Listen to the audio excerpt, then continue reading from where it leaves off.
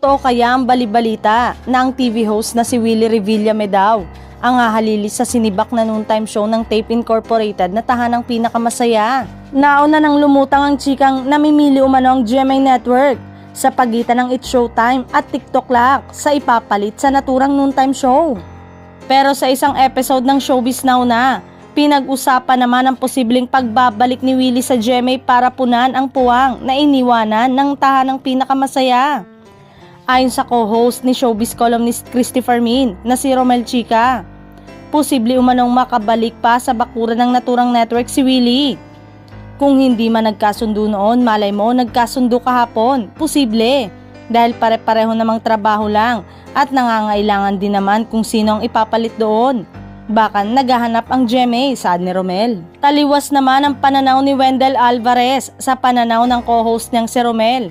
Para sa kanya, hindi na raw makakabalik pa si Willie sa naturang TV network.